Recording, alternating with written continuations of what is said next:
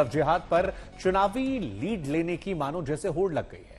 गुजरात चुनावों में प्रचार के दौरान असम के सीएम हेमंत बिस्व शर्मा ने श्रद्धा मर्डर केस को लव जिहाद से जोड़ा, तो असम के एक और नेता बदरुद्दीन अजमल ने लव जिहाद पर हिंदुओं को चोट पहुंचाने वाला बयान दिया।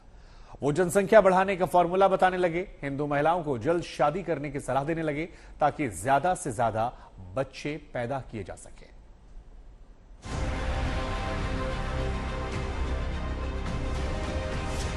रेलवे में टिकट कंफर्म नहीं होता, अस्पताल में बेड नहीं मिलता, स्कूल में सीट नहीं मिलती और एक छोटी सी नौकरी के लिए एक लंबी कतार खड़ी होती है। वजह सिर्फ एक, आबादी। लेकिन जब ये आबादी सियासत की कसौटी पर उतरती है तो वो एक वोट बैंक में तब्दील नजर आती है और इसी वोट बैंक को हवा देते हैं देश के कई नेता। 40 साल के बाद माँ बाप ने मजबूर किया या कहीं फंस गए तो एक शादी कर ली, उसके बाद 40 साल के बाद बच्चा पैदा करने की सलाहियत कहाँ रहती है? तो कैसे उम्मीद रखते हैं कि वहां से इतने बच्चे बढ़ेंगे? तो जो लोग टाइम पे फर्टाइल जमीन के ऊपर आप जब मिट्टी डालोगे और दवा डालोगे तो वहां से तो धान ही धान उगेगा, खेती अच्छी होगी, लहान होगी, तरक्की होगी। तो उनको भी अपनाना चाहिए मुसलमानों के इस फॉर्मूले को कि अपने बच्चों को, जवानों को 20-22 साल में शादियां कराओ, लड़कियों को 18-20 साल की उम्र में शादियां कराओ, फिर देखो आपके यहाँ भी कितने बच्चे पैदा होते हैं। लेकिन 2 नंबर ही धंधा मत करो। ये है बदरुद्दीन अजमल। सियासत इनका पेशा है और मजहब इनका हथियार। धर्म की चाशनी में मुद्दों को भिगोकर जनता के सामने पेश करने की कला में महारत रखते हैं। बदरुद्दीन अजमल की भाषा, शब्दों का इनका चयन ये बताने के लिए काफी है कि उनका इरादा क्या है। इनकी निगाह में महिलाएं जमीन है, रिश्ते खेती किसानी है, बच्चे बच्चियां बीज और फसलें हैं।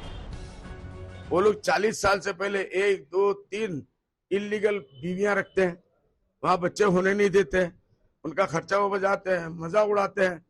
उसके बाद 40 साल के बाद माँ बाप ने मजबूर किया या कहीं फंस गए तो एक शादी कर ली, तरक्की होगी। तो उनको भी अपनाना चाहिए मुसलमानों के इस फॉर्मूले को, लड़कियों को 18-20 साल की उम्र में शादियां कराओ। नेताजी नौकरी पर बात नहीं करते, भीड़ पर बात नहीं करते। इनके हिसाब से शादियां जल्द होंगी तो बच्चे ज्यादा होंगे। अजमल हिंदुओं को जनसंख्या बढ़ाने का फॉर्मूला बताते हैं, मुस्लिमों से आबादी बढ़ाने की बात करते हैं। बात जब सियासत की हो, मामला जब वोट बैंक का हो, बड़े बड़े मुद्दों पर बेबाकी से बात रखने वाले ओवैसी जैसे नेता भी बाएं दाएं करने लगते हैं।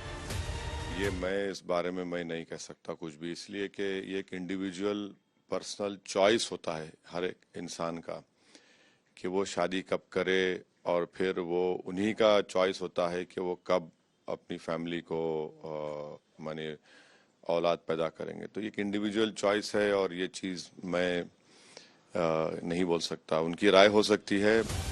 मामला धर्म से जुड़ा था, ऐसे में सियासत हिंदू मुसलमान पर तेज हो गई।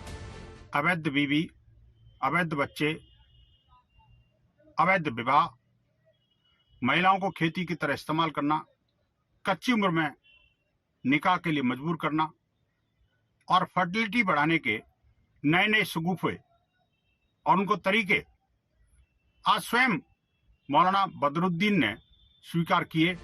केंद्रीय मंत्री गिरिराज सिंह ने तो पाकिस्तान जाने की सलाह दे डाली।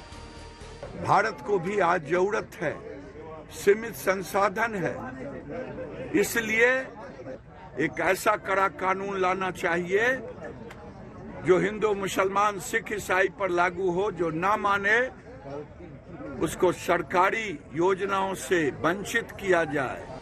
बदरुद्दीन अजमल असम में मुसलमानों के अगुवा बनने की ताक में है। इनका एक परिचय तो ये है कि असम की धुबरी से लोकसभा सांसद है। 2005, 2009 और 2014 में लगातार 3 बार सांसद बने। All India United democratic front के संस्थापक हैं। कई इस्लामी संगठनों के कर्ता धर्ता है, जिनमें ज्यादातर मजहबी संगठन है। लेकिन बदरुद्दीन अजमल की मजबूरी यह है कि इन्हें असम में मुसलमानों के थोक वोट चाहिए। उन्हें असम में अपनी पार्टी को ताकत और विस्तार देना है और इसलिए उन्होंने खुद को हिंदू विरोधी दिखाने का शॉर्टकट रास्ता तलाश लिया है। मुद्दे की बात यह भी है कि बीजेपी के कुछ नेता इनका रास्ता आसान बना देते हैं। आज बदरुद्दीन अजमल साहब ने बड़ी बात बोला है जो हिंदू लड़की 40 इयर्स तक शादी नहीं करता है और बहुत इलीगल काम में जुड़ा रहता है। मैं बदरुद्दीन अजमल साहब को स्पष्ट रूप से बोलता हूं, आप एक मुस्लिम आदमी हैं और हम लोग हिंदू हैं। हम लोग आपसे सीखना पड़ेगा। जहां में भगवान राम जी का जन्म हुआ था, जहां में मां सीता का यहां जन्म हुआ था, ये राम और सीता का देश है। ये बांग्लादेश में बांग्लादेशी आदमियों को यहां कोई स्थान नहीं है। हम मुस्लिम से कभी भी ये शिक्षा नहीं लेना है। अस्पताल में इलाज के लिए हिंदू भी तरसता है और मुसलमान भी। सड़कों में भीड़ में हिंदू भी परेशान होता है और मुसलमान भी। लेकिन सियासत तो सियासत है, उसे मुद्दे चाहिए, उसे अपनी खामियों को छिपाने के लिए धर्म का हथियार चाहिए। आज तक ब्यूरो।